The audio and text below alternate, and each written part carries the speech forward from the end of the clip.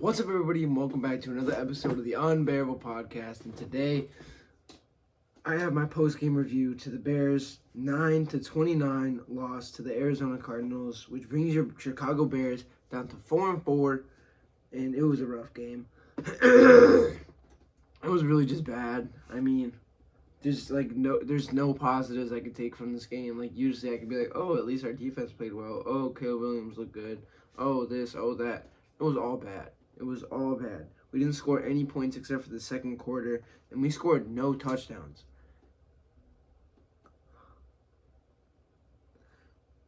I don't know what it is. This team is just not doing well. I know what it is, but we'll go through the game's drives. We'll go through the stats, and then I'll give you my next day thoughts and opinions on what happened. So we started the first quarter. We started off the game not horrible. Like, defensively, we were locking them down. Like, that first drive, they got 4 yards on 5 plays. We were locking them down, dude. Like, it was, I was confident. I was like, ooh, like, they're not doing anything. And then we got the ball. And we drove a little bit. We went 45 yards. It ended on a punt. We got sacked at the 49-yard line. We could have gotten a field goal on the first drive, but in the grand scheme of things, it wouldn't have really mattered much. But, I was confident. I was like, all right, we didn't get any points on that drive, but at least we showed that, like, we could play. Like, we're not going to, we're going to be able to play. Like, we're going to be able to have some offensive drives and be able to score some points, and I was wrong. Next drive for the Cardinals, he stopped them again. Like, our defense looked good. Like, our defense looked really good that first quarter. Well, those first 2 drives. Then we got the ball back, went 2 yards on 4 plays, and we punted the ball back to him, and we had the ball on our own 8. We started on our own 16, so we punted it, and it was about midfield. So they got a touchdown on their next drive. I think I was more field position than our defense, but I don't know. Was this the one where it was? There was one drive where it was supposed to be a field goal, and it was unnecessary roughness. But it wouldn't have mattered. We couldn't score touchdowns. We couldn't finish drives. We couldn't do anything. We scored a field goal. We got a fumble. We scored another field goal. They got a touchdown. Field goal, touchdown, end of half. That touchdown before the end of the half is where we lost the game. We lost the game in the first half. And with a good coach, that does not happen. Because with our coach, we end the half giving up a touchdown, going into halftime, and coming out even flatter the second half. With a good coach, number one, you don't let that touchdown up in the last the last 22 seconds of the half. You just don't. You just don't. There's nothing else to say. You don't. Especially as a defensive head coach, you do not let that happen.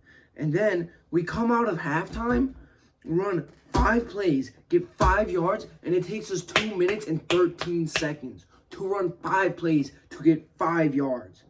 Ridiculous. It's horrible. We had a 1-yard run, a sack, an 11-yard pass, and then we punted. It's just,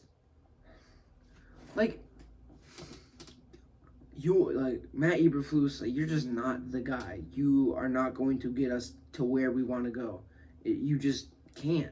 You won't. You can't. You can't lead this team to a good record. You just can't. I don't know what else to say. You cannot lead this team.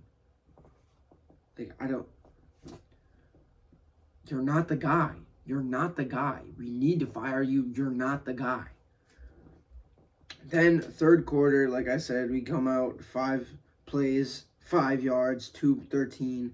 Then they get a 7 damn near 8-minute drive down the field, 69 yards, 13 plays, and if the game wasn't over then, that was a field goal. If the game wasn't over then, I mean, if it wasn't over at halftime, it was over now. They just wasted an entire quarter, basically, with the ball. They had an entire quarter with the ball.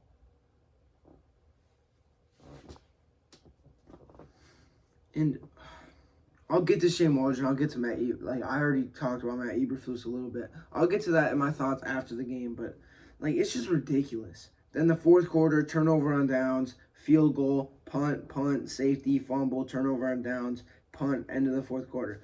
I stopped watching after the safety. After the safety, I was like, I'm done. I'm not watching this anymore.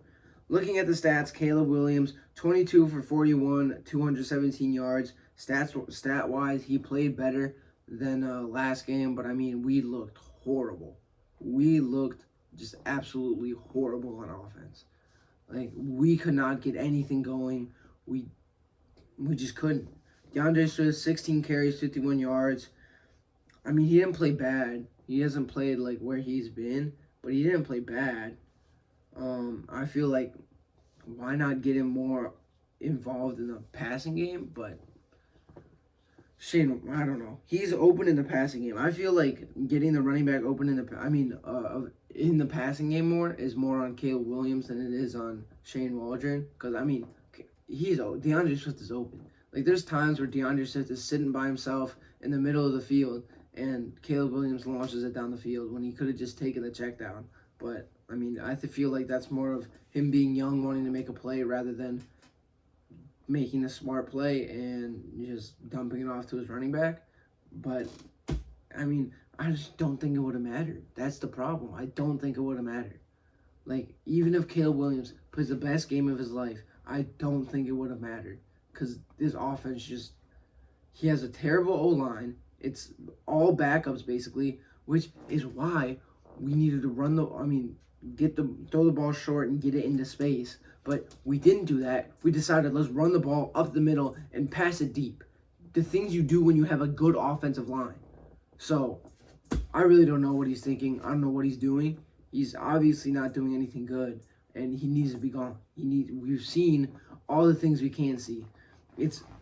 You'd think as the year goes on, it's going to get better. It's not. It's getting worse. The first 2 weeks, horrible. The weeks from weeks 3 to the bye week, look, I was like, all right, I got some faith. Now, you're how are you making the same mistakes and doing the same things you did in the first 2 weeks? These owners have no balls, so they're not gonna fire him. But he needs to be gone. He just needs to. Rashawn Johnson got some carries, 3 for 13. Caleb Williams, 4 for 5. Roma Dunze had a pretty good day. 5 receptions on 7 targets, 104 yards. Keenan Allen, 4 receptions on 10 targets. He dropped some passes. That was Keenan Allen just doesn't look like the same guy that he did in Los Angeles. So, I don't know if that's a scheme thing. I don't know if that's a him thing. I really just don't know. I don't know if that's what that is, but he just has not looked good at all. Then DJ Moore, 4 for 33. DeAndre Swift, 6 for 31. And Rashawn Johnson, 2 for 8. And Gerald Everett, 1 for 5. Cole Kmet doesn't even have a fucking catch, dude. Cole Kmet doesn't even have a catch. How is Gerald Everett getting more catches than Cole Kmet? How is he getting more targets than Cole Kmet? It's ridiculous. You have a young, athletic, big tight end. Have him run some fucking, some in routes. Have him fucking run a curl in the middle of the field and have him get the ball and have him make a play. Why are we not getting Cole Kmet the ball? It's ridiculous. It's so dumb. I don't know why. There's no reason he should have no catches. Get him the ball. Let him do some shit, bro. That's... Shane Waldron, you're so bad. And then defensively, Matt Eberflus, you went from not allowing 21 points in a game to allowing 21 points and a half. Your players do not want to play for you anymore. They just don't. They do not want to play for you anymore. Like, you have lost the locker room. You just have lost the locker room. I'm not talking about any more stats because it's just going to make me mad. Shane Waldron already talked about you. You're horrible at play calling. You just can't call a play. I don't know what you're doing, but you're not doing anything good. And it's just, the more that we have you on this team, the worse it is for Caleb Williams. Obviously, the offensive line has gotten injured. And we have basically all of our backups in, and they just haven't been playing well. But you need to scheme this. That is your only job. Get the ball to our playmakers. We get the ball to our playmakers, and they make plays. That's what we've seen. But you just, I don't know. Like, you just want to, like, throw the ball deep and run the ball up the middle. And every time you do try and get our players in space, you do some dumb shit where you run a screen on 4th and 1 with no blockers. Like, I just can't. Like, I don't know what you're doing. And Matt Eberflus, you cannot lead a locker room. You just can't. You cannot lead this group. Like, you just can't. I don't know what it is. You cannot lead this group. You say, oh, we need to execute. No fucking shit we need to execute. You need to execute. You have been the main thing holding us back. I'm just being so dead serious. If these owners had any balls at all, we would fire you right now. We would fire you right now and say, if you want to coach for Chicago, we expect results. You have to win games. But we don't. We have no balls at all on the ownership side. And God, fucking so dead serious when I say they do not want to have a good football team, because a good football team, well, I don't know why they don't want to have a good football team and make them more money. But what they do is they give enough money so the team looks good and does bad. And that's what the McCaskies have been doing. That's what they've been doing since 20. No, not even 20. Since they've owned the team. That's been their whole MO the entire time they've owned the team. It's ridiculous. It's absolutely ridiculous. Like, if they cared at all, they would sell the team. Like, I'm being so dead serious. Give it to people who do care. Give it to people who do know what they're doing. Give it to people who actually want the, like, bro, I just can't. I can't. Like, it's the same thing with all Chicago sports teams. Except for the Bulls in, like, the 90s, there hasn't been a dynasty because the owners do not give a fuck. They care about money and that's it. They do not care about having a good team. Good teams are the least of their priority. I don't know what the fuck they want. They want to make money, that's it. Like, I don't know, dude. Like, it's just,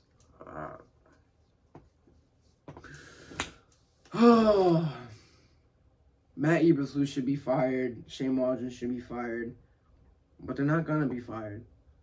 Like, I just don't see the light at the end of the tunnel anymore. I don't see, like, because, all right, I'm going to tell you what's going to happen. We're going to finish out the rest of the year, be a mediocre team, have a draft pick, like, in the teens, like, from 10 to 15. We're not going to make the playoffs. We're going to fire Matt Eberflus at the end of the year. We're going to fire Shane Waldron at the end of the year. We're going to hire a new coach, and it's going to be the same exact thing over and over and over again. It happened with Mark Trustman. It happened with Matt Nagy. It's going to happen with Matt Eberflus. It's going to happen with the next guy we hire.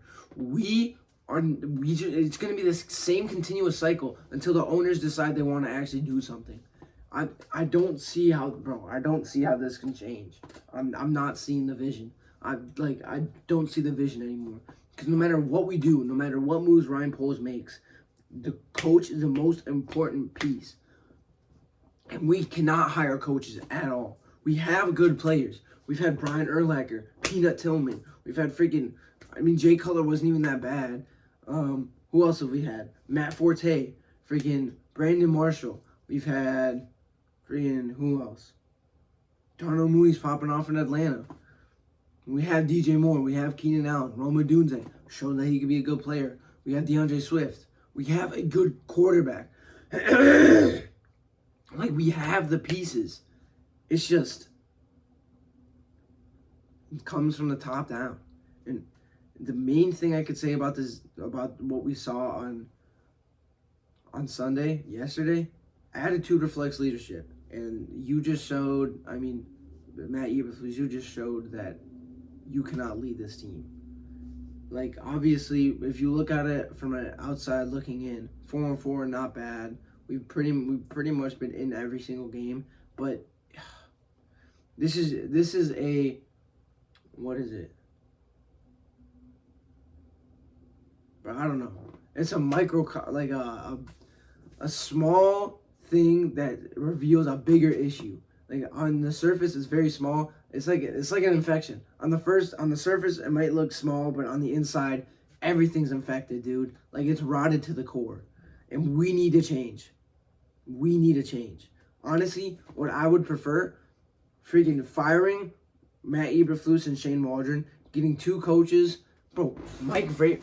Fire Matt Eberflus, hire Mike Vrabel, and hire an OC, or, well, honestly, because is Mike Vrabel an offensive coach? I don't even know. Hire Mike Vrabel, hire an OC. Freaking, let's get this thing rolling and see what happens for the rest of the year. Because if we keep Matt Eberflus, we are just going to suck. We are just going to suck.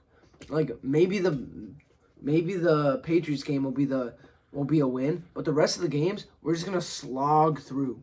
Like, we're just going to be ass, and it's going to be miserable to watch. So I really don't see the vision for the rest of this year. It's kind of just going to be thrown away. I don't see the vision for the future. I feel like it's just going to be the same thing over and over again that the Bears have been doing. And honestly, I have no hope anymore. So that's kind of where I'm at. I'll see you guys next time. Don't forget to bear down.